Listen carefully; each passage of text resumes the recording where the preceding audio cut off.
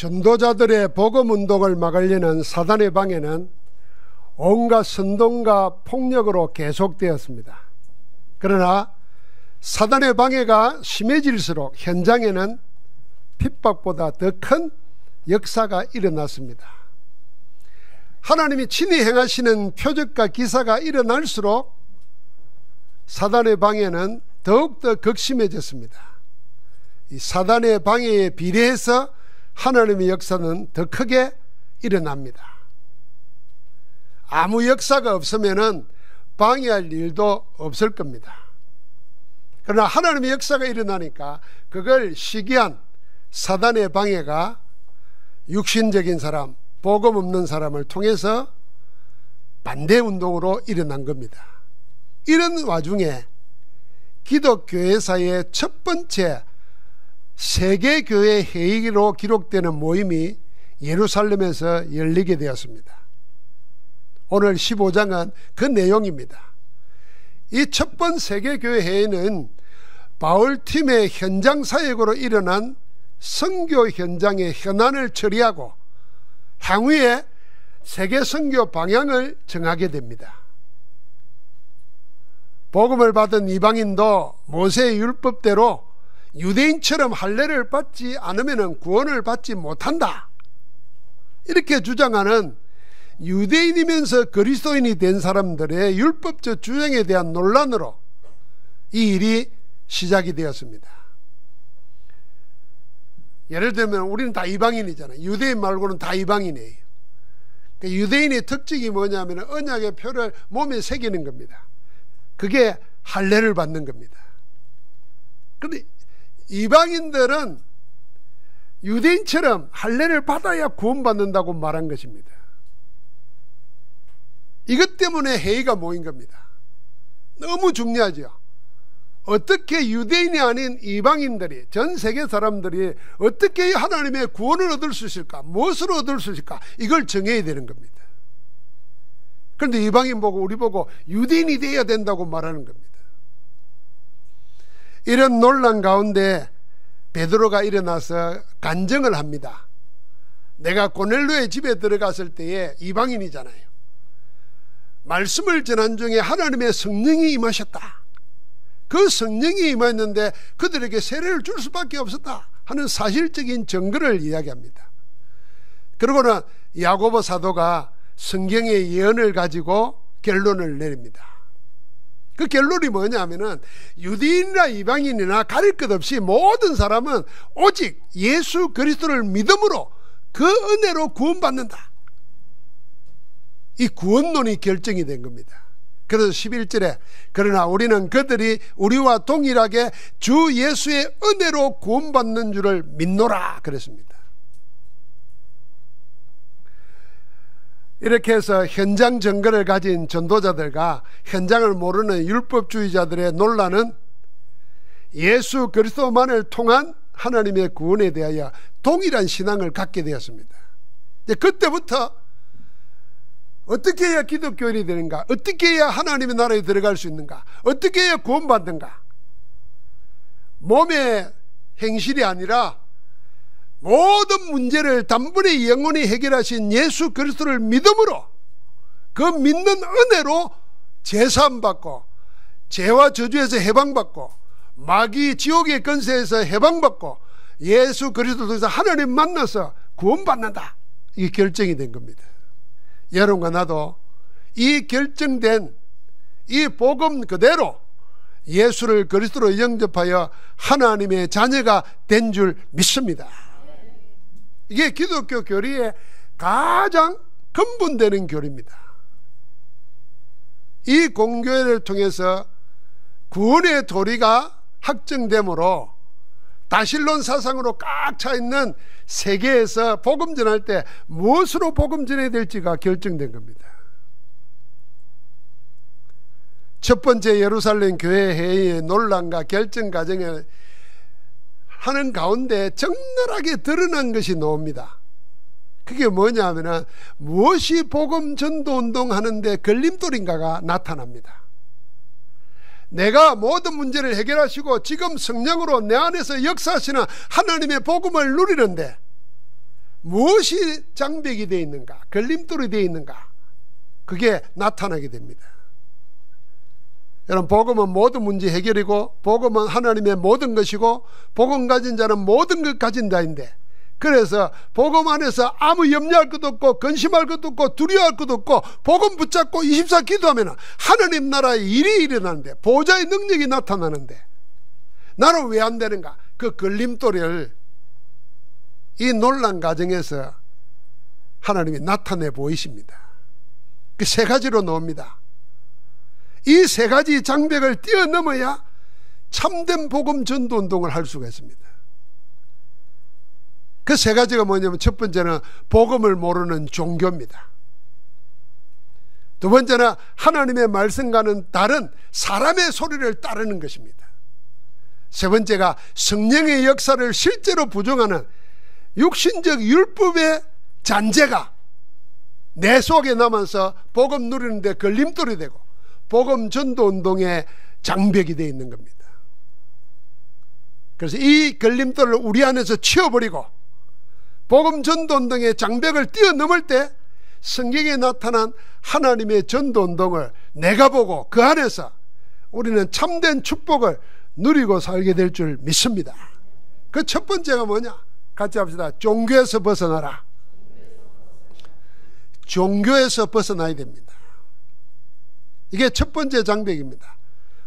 종교는 복음을 모릅니다. 그래서 복음을 모르는 인본주의적 종교입니다.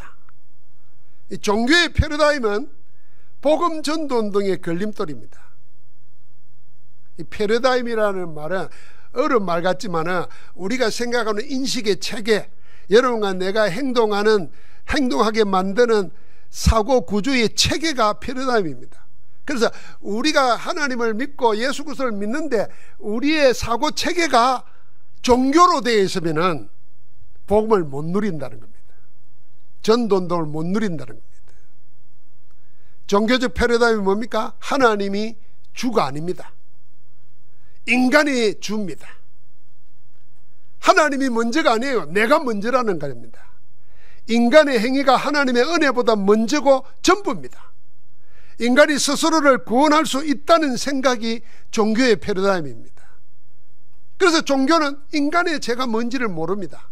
알아도 죄를 잘못 알고 있습니다. 인간의 지은 자범죄나 어떤 사람은 자기가 타고난 운명의 죄라고 생각합니다. 그래서 이 죄에서 벗어날 수 없고 이 죄에 순응해야 된다 생각합니다. 운명에 순응해야 성공할 수 있고 행복할 수 있다 생각합니다. 그래서 그 운명이 뭔지를 알려고 점쟁이를 찾습니다. 귀신 들린 자를 쫓아가요. 또 다른 사람은 우리가 정해놓은 기준대로 살지 못한 걸 죄라고 생각합니다.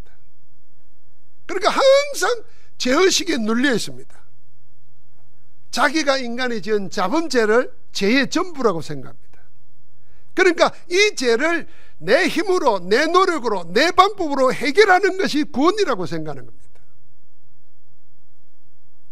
종교는 처음부터 인간을 멸망으로 이끌고 가는 죄를 틀리게 알고 있는 겁니다. 그래서 구원도 잘못 알고 있습니다. 인간의 죄는 그런 것이 아닙니다. 하나님의 형상으로 지음받은 인간이 하나님을 버리고 떠나서 죄와 사망의 법에 갇혀 마귀의 노예가 되어버린 창세기 3장의 원죄가 우리의 죄입니다. 이거는 여러분과 내가 짓지 않는 죄예요. 인간이라면 물려받은 죄예요. 태생적으로 생긴 죄예요. 아주 오래전부터 죄의 근원인 죄입니다. 이 죄로 인하여 태어난 겁니다. 이 죄에 갇혀 있는 겁니다. 그래서 모든 불행은 이 원죄 문제를 해결하지 못하는 데부터 오는 것입니다.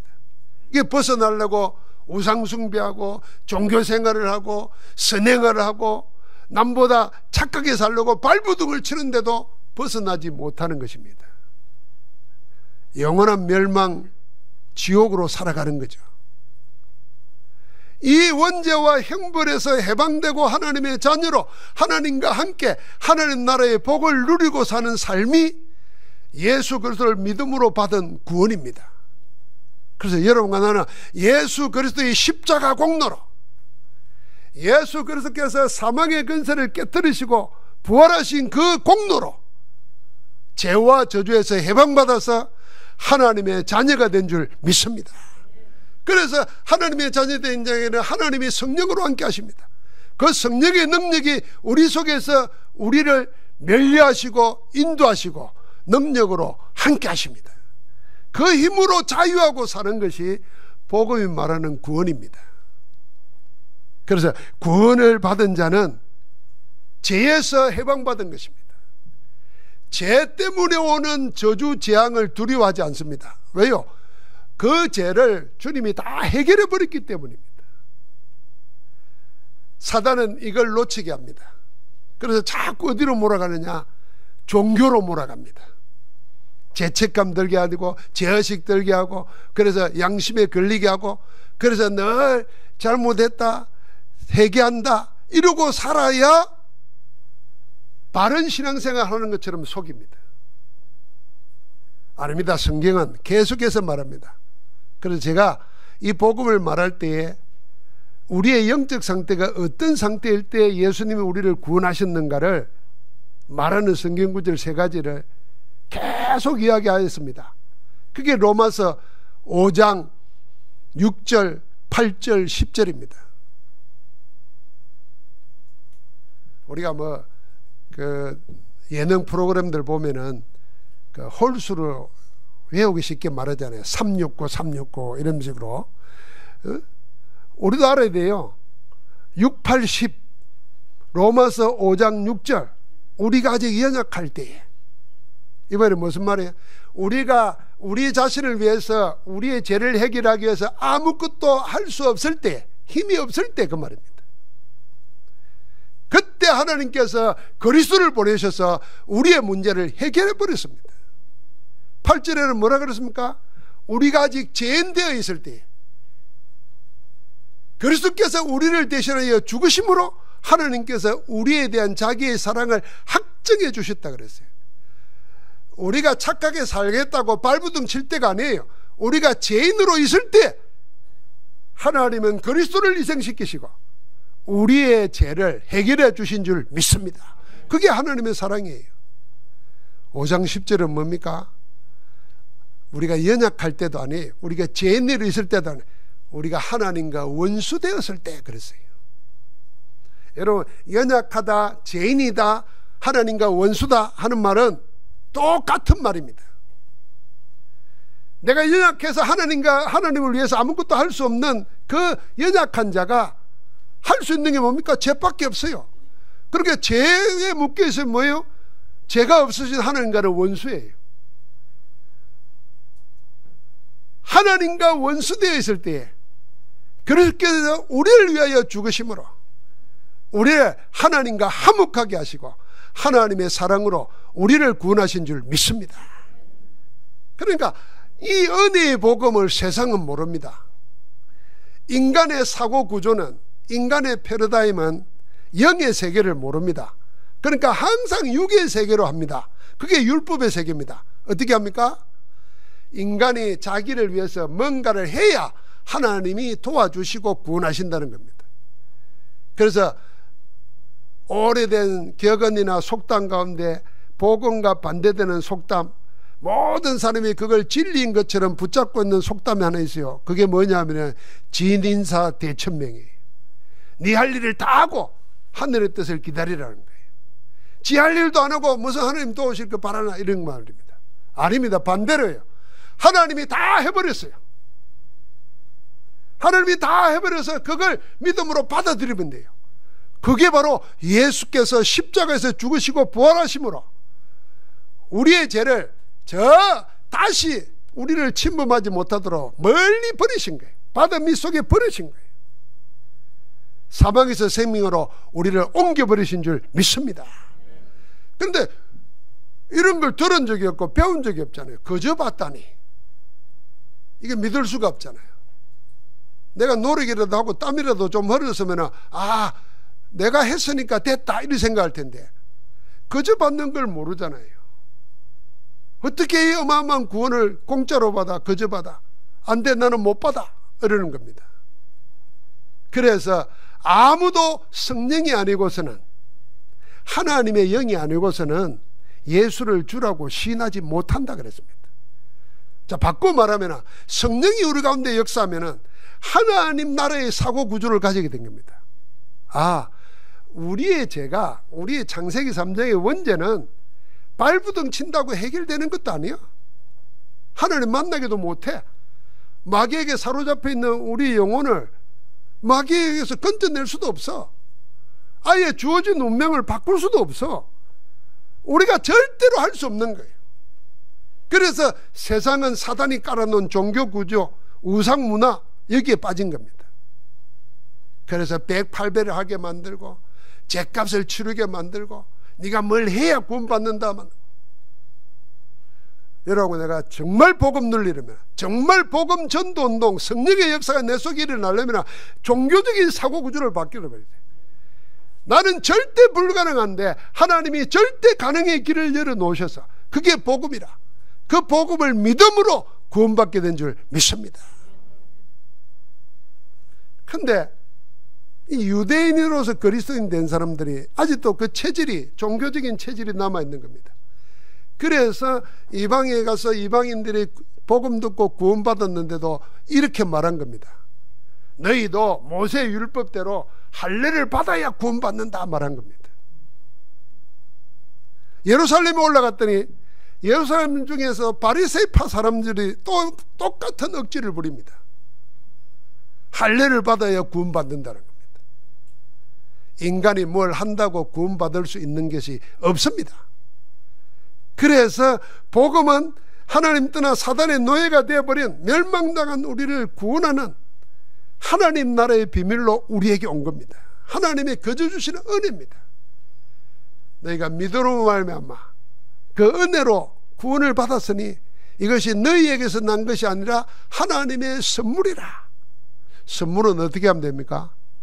받으면 됩니다. 선물을 가져온 자의 마음을 알고 받아들이면 돼요. 하나님이 여러분과 나를 위하여 준비한 최고의 선물, 영원한 선물이 뭐냐? 예수 그리스도 복음입니다. 그 복음을 받으면 되는 거예요. 사망에서 생명으로 옮겨지게 될 뿐 아니라 지금 영생의 삶을 살게 되고 지금 함께 하시는 그리스도와 동행하는 축복의 능력으로 승리하게 될 줄 믿습니다.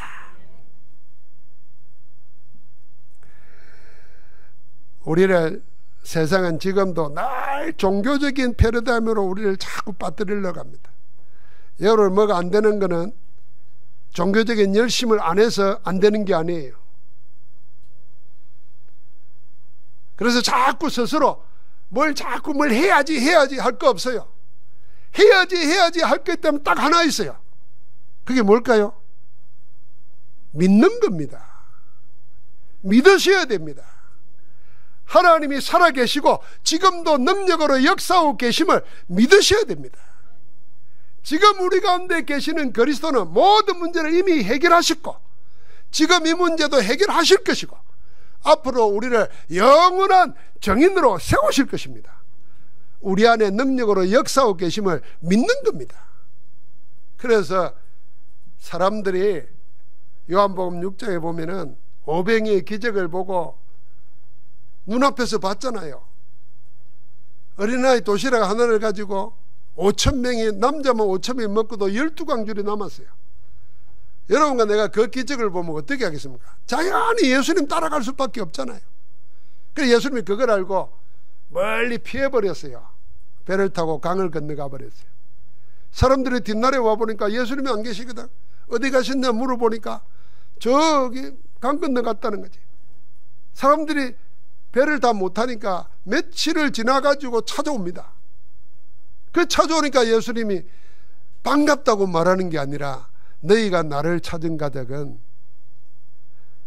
떡을 먹고 배부른 까닭이라다. 하나님의 말씀을 받고 은혜 받은 게 아니라 떡을 먹고 배불러가지고 그 떡을 또 얻어먹으려고 왔구나. 그러면서 말합니다. 너희가 썩을 양식을 위해서 일하지 말고 썩지 아니할 양식을 위해서 일하라 그럽니다. 그러니까 썩지 않을 양식을 위해서 일하니까 그게 뭔가 묻잖아요. 우리가 뭘 해야 하나님의 일을 하오리까? 그랬더니 주님이 말합니다. 하나님의 일은 하나님의 보내신 자 예수 그리스도를 믿는 것이 하나님의 일이니라 그랬습니다. 우리는 일이라 그러면 뭘 하려고 하잖아요. 하기 전에 뭐부터요? 믿어야 됩니다. 믿어져야 됩니다. 여러분, 스스로 믿음이 없다고 생각하는 분들은 하나님께 기도하면서 믿어지게 해달라고 기도하시기 바랍니다. 그리스도는 모든 문제를 해결하셨고 지금도 그 이름으로 기도하는 자에게는 응답하신다는 사실이 믿어지도록 은혜를 구하시기를 주의 이름으로 권면합니다. 은혜를 구해야 돼요. 그럼 믿음은 넘치 못함이 없다 그랬는데 왜 나는 내 삶에 얽매여 있고 내 형편에 얽매여 있고 내 심령의 상태에 얽매여 가지고 이렇게 구원받지 못한 자처럼, 불신자처럼, 아니 불신자보다 더 못하게 살아가는가? 하나님 내게 구원하시고 지금도 역사하시는 그 은혜를 누리도록 은혜를 주옵소서 기도하시는 겁니다. 여러분과 내가 그런 기도도 안 하고 기도도 안 하면서 하나님이 어디 계시냐 원망하고 있으면은 그 억울하잖아요. 하나님은 기도하면 다 주신다 그랬는데. 저는 간혹 가다가 우리의 삶, 우리 교회의 형편, 우리 신자들의 삶을 볼 때마다 기도해야지, 더 기도 속에 들어가야지, 이런 생각이 계속 날 수밖에 없어요. 왜냐하면 기도 아니고는 해결할 길이 없잖아요. 여러분과 내 문제를 해결할 수 있는 것은 그리스도밖에 없습니다. 그리스도 언약 붙잡고 기도 24 속에 새로 시작하는 주의 축복이 있기를 주님으로 축원합니다. 두 번째 걸림돌은 뭐냐 하면 사람의 소리입니다. 세상 여론입니다. 자, 첫 번째는 종교에서 벗어나야 됩니다. 두 번째 같이 합시다. 사람의 소리에서 벗어나라. 사람의 소리에서 벗어나서 어디 속으로요? 하나님의 말씀 속으로 들어가야 됩니다. 복음 전도 운동의 장벽이 뭐냐? 세상 여론에 휘둘리는, 세상을 쫓아 사는 삶의 태도입니다. 하나님 말씀보다 사람의 소리에 더 민감합니다. 하나님이 원하시는 것보다 세상이 원하시는 것에 더 신경을 씁니다. 그러다 보니까 하나님의 언약이 정가는 하나님의 원하심보다는 옛 조상들이 만들어 놓은 전통, 세상 문화 속에 생긴 제도, 이 틀 속에서 자기 것을 맞추려고 합니다.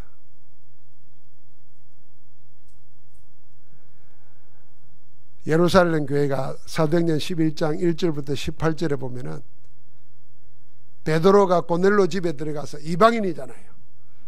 하나님이 가라 그래서 갔고 말씀을 전했고 성령이 임해서 세례를 받고 그러니까 함께 식사를 했는데 왜 유대인이면서 이방인의 집에 들어가서 같이 식사하고 같이 사귀었느냐고 논란이 됩니다. 지금도 그들의 관심이 뭐냐면 사람들이 우리를 어떻게 보겠냐, 전도자인 당신을 어떻게 보겠냐, 이 생각에 묶여 있는 거예요. 그게 이번에도 그대로 15장에 그대로 나타납니다. 전도운동하는 교회가 전통과 세상의 제도에 묶여 있으면 세상을 살리고자 하는 성삼위 하나님의 역사를 따라갈 수가 없습니다.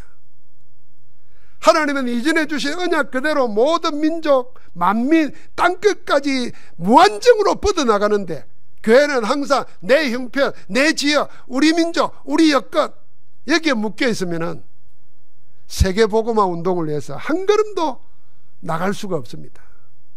빨리 벗어나야 됩니다. 나에게서 벗어나야 됩니다. 우리만이라는 이기주의에서 벗어나야 됩니다. 사단의 창세기 3장 나, 창세기 6장의 네피림, 창세기 11장의 우리라는 것에서 이 여론을 형성하고 우리를 속이고 우리의 내재된 축복을 부추겨 가지고 하나님과는 정반대로 몰고 가는 데서 벗어나야 됩니다. 우리는 하나님의 말씀 따라가야 됩니다. 예수 그리스도를 통해서 주신 언약 따라가야 됩니다. 하나님은 그리스도를 통해서 우리에게 모든 민족을 제자 삼으라. 만민에게 복음을 전하라. 땅끝까지 이르러 내 증인 되리라 그랬습니다. 그러면 이 언약의 말씀대로 우리 전도자들은 모든 민족 만민 땅끝을 향해서 마음과 생각이 열려 있어야 돼요. 우리 기도는 모든 민족 만민 땅끝을 품고 있어야 돼요. 우리의 삶은 언약하신 대로 이루시는 성삼위 하나님의 흐름 속으로 들어가야 돼요. 말씀 성취, 기도 응답, 구원의 역사 속에 들어가는 겁니다. 그래서 한 지역과 한 나라를 품고 24, 25 영혼의 기도를 하는 겁니다. 그게 말씀 따라가는 겁니다. 사람의 소리는 전도운동을 가로막습니다. 전도운동을 가로막는 사단의 소리가 세상의 여론입니다. 이걸 넘었을 때 참된 전도의 역사가 우리 가운데 일어납니다. 사랑하는 성도 여러분, 사람의 소리보다도 하나님의 말씀에 더 귀 기울이시기를 주의 이름으로 부탁합니다. 그러니까 하나님의 말씀, 하나님의 소리를 더 들어야 되지 않겠어요? 그러니까 여러분은 어디에 최고의 관심이 가 있습니까? 사람의 소리는 꼭 내 앞에 나와서 누가 말하는 게 사람의 소리가 아닙니다. 여러분과 내가 세상에 다 열려 있어요. 그러니까 여러분 아마 요즘은 니나 내나 할 것 없이 유튜브 다 보죠. 그 유튜브에서 하나님의 소리보다도 사람의 소리가 더 많아요.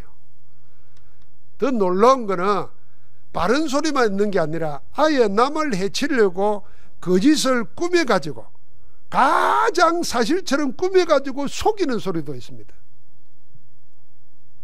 요즘에는 이제는 그 AI로 말해가지고 여러분 내 목소리를 몇 가지를 다 입력시켜 놓으면은 박정희 대통령 얼굴을 하고 목소리는 내 목소리를 할 수 있더라고요. 그러니까 내 얼굴을 가지고 김영삼 대통령 소리도 낼 수 있다니까. 그 나중에 사람들 그걸 듣다 보면 어느 게 진짜인지를 몰라요. 여러분 우리가 변하지 않는 영원한 걸 붙잡아야 변하는 세상 속에서 이길 수 있습니다.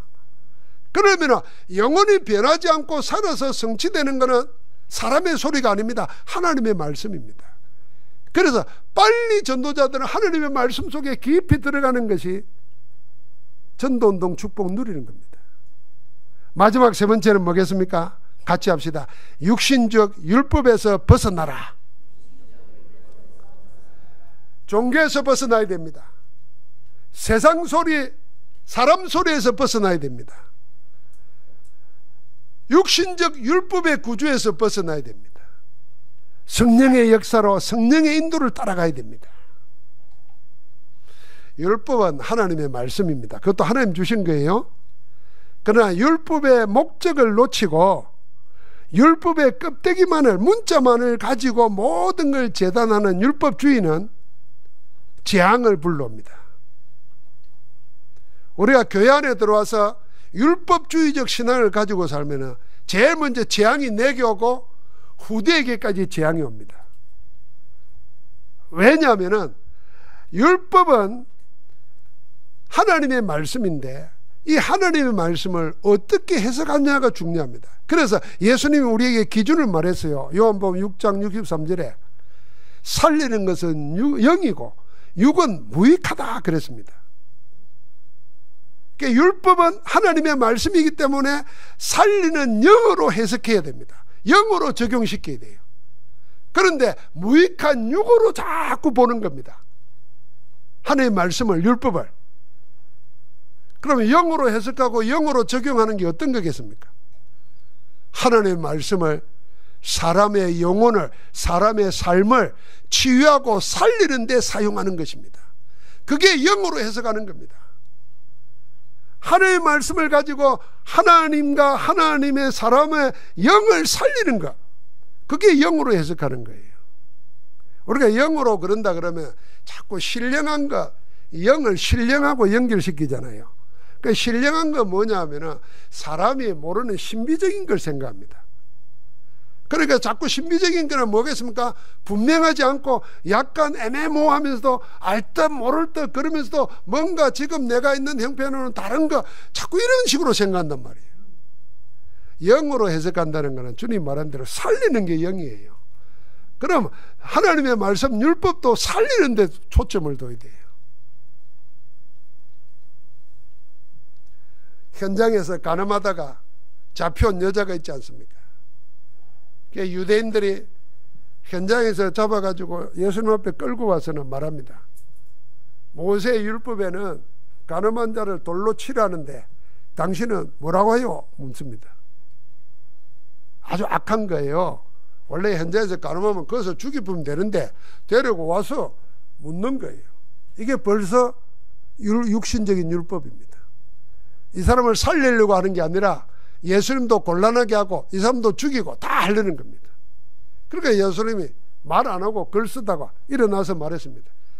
너희 중에 죄 없는 자가 돌로 치라 먼저 그랬습니다. 그랬더니 나이 많은 사람부터 어린아이까지 다 돌을 놔두고 떠나갔다 그랬어요.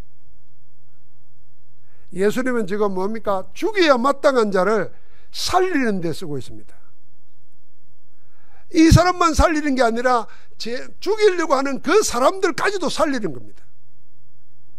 그런데 돌로 들어가서 죽이려고 하는 그 사람들은 사람 죽이는데 하나님의 율법을 이용하는 거예요.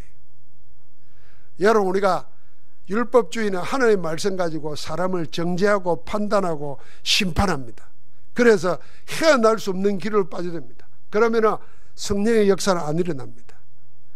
우리는 성경을 잘 몰라도 어떻게 적용되어야 되느냐? 이 사람 무조건 살리는 데 적용시켜야 됩니다.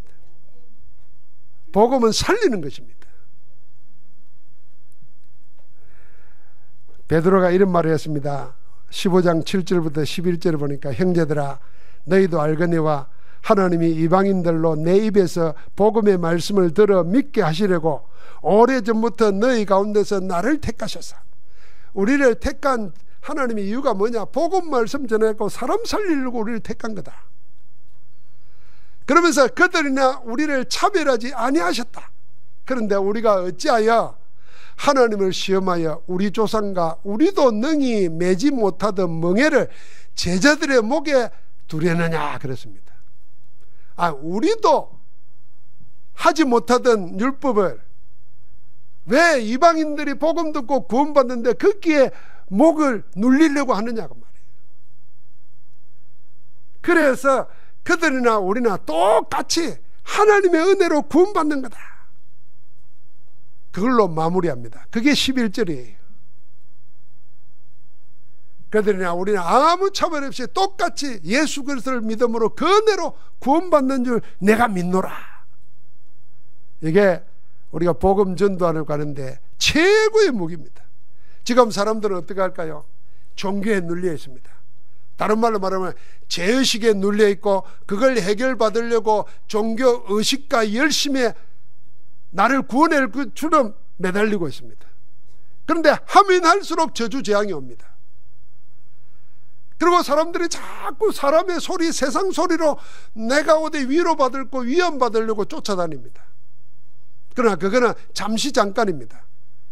영원히 우리와 함께하면서 우리를 인도하실 분은 하나님의 말씀, 성령밖에 없습니다. 우리가 하나님의 말씀을 가지고 있으면서 사람을 살리고자 하면 여러분과 나에게 하나님이 영으로 역사하실 줄 믿습니다. 그래서 여러분과 나는 성령의 충만 아니고는 율법을, 세상 소리를, 종교를 이길 수가 없습니다. 성령이 아니고서는 사람이나 사물을 영으로 볼 수가 없습니다. 우리가 하나님의 성령의 눈이라야 보이는 육의 세계를 넘어 영의 세계를 보고 따라갈 수 있습니다. 모든 율법을 완성하신 그리스도의 눈으로 모든 걸 봐야 나를 넘어서 우리를 넘어서 세계를, 보이는 세계를 넘어 보이지 않는 하나님의 세계를 볼 수 있게 됩니다. 무엇으로요? 하나님의 성령의 눈으로, 영의 눈으로, 말씀의 눈으로 봐야 넘어서는 일이 생깁니다. 하나님의 성령이 우리 가운데 역사하면은 여러분과 내 능력, 내 수준, 내 형편 아무 방해도 안 되고 걸림돌도 되지 않습니다. 오히려 더 놀라운 거는 내 약하고 내 부족하고 내 모자라는 그것이 예수 그리스도의 전부를, 예수 그리스도의 강함을, 예수 그리스도의 온전함을 나타내게 됩니다. 그래서 사도 바울은 자랑했지 않습니까? 나는 내 약할 그때에 가장 강함이라. 그래서 나는 내 약한 걸 자랑한다 그랬습니다. 여러분, 우리는 약한 것 때문에 눌려있지 않습니까? 없는 것 때문에 눌려있지 않습니까? 아예 없다고 부족하다고 생각해서 아예 하나님을 위해서 할 생각조차도 안 하지 않고 있지 않습니까? 이게 마귀가 우리를 속이는 겁니다. 여러분 한번 생각해 보세요. 예수님이 성전에 앉아 있는데 헌금계 옆에 앉아 있었다 그랬어요. 헌금계 옆에 앉아 있는데 사람들이 와서 헌금을 하는데 돈 많은 부자는 쳐다봐도 그냥 표시 나잖아요. 입는 게 다르고 사는 게 다르고 행동하는 게 달라요. 일단 고개 위치가 달라요. 딱 이렇게 치기 들잖아요. 그러면서 헌금을 딱 였는데 보란 듯이 딱 였는 거예요. 근데 어떤 여자가 헌금계 오기도 전에 가슴을 치면서 고개도 못 들고 푹 쭈그려가지고 오는데 소리가 나는데 땡그랑 땡그랑 2개 나요. 동전 2개 연 거예요. 예수님이 평가를 했습니다. 저 부자보다도 저 가난한 여인이 쓴 동전 2푼이 더 하나님 볼 때는 큰 것이다 그랬어요. 사람들이 깜짝 놀랄 거 아닙니까? 부자가 암만 적게 여도 돈 2년보다 더 였지 않겠어요? 그런데 이 여자는 뭐냐? 그의 생활비 전부를 였느니라. 자기 인생을 연 거예요. 부자는 그냥 가지고 있는 것 중에 일부 돈 넣은 거예요. 그런데 이 여자는 자기 인생을 넣은 거예요. 자기 목숨을 넣은 거예요. 여러분, 다 없다고 생각하고 못한다고 생각하고 안 된다고 생각하는데 이 여자는 자기에게 주어진 것을 가지고 하나님께 온전히 맡겨버린 거예요. 여러분, 이건 자기를 넘어서는 겁니다. 여러분과 나도 어디에 여러분과 나를 제한시켜 놨는가를 확인해야 됩니다. 내가 진짜 하나님을 위해서 아무것도 할 수 없는 자인가? 나는 진짜 아무것도 안 가진 건가? 이걸 생각하면서 아니야, 하나님이 나에게 이거 주셨지. 그거 가지고 시작하는 겁니다. 그래서 내 시작이 심히 미약하였으나 네 내중은 심히 창대하리라 하는 그 말은 이 작은 것을 통해서도 세상이 만들어 놓은 소리에, 사단의 소리에 묶이지 않고 하나님의 말씀 붙잡고 성령의 역사를 붙잡고 시작하는 그 사람을 말하는 겁니다. 그 미약한 것이 나중에는 심히 창대하게 되는. 그래서 여러분과 나에게 하나님은 큰 세계 만민, 땅끝 모든 민족을 다 맡겨주었습니다. 그러면 이제 우리가 묶여있는 데서부터 벗어나 버리면 됩니다. 나를 묶고 있는 종교, 인본주의 종교, 나를 묶고 있는 세상 여론, 사람 소리, 나를 묶고 있는 육신적 율법 자유케 하시고 풀어놓아 다니게 하시는 그리스도 안에서 승리하기를 주의 이름으로 축복합니다. 하나님 감사합니다. 참된 복음 전도운동의 장벽을 넘어서는 새로운 시작이 지금 일어나게 하옵소서. 하나님 감사합니다. 우리를 복음 안에서, 말씀 안에서, 성령의 역사 속에서 모든 걸림돌을 넘어설 수 있도록 우리 가운데 함께 하시니 감사합니다. 주의 거룩한 은혜 속에 승리하는 정인들로 나아가게 하옵소서. 우리 주 예수 그리스도 이름으로 기도하옵나이다. 아멘.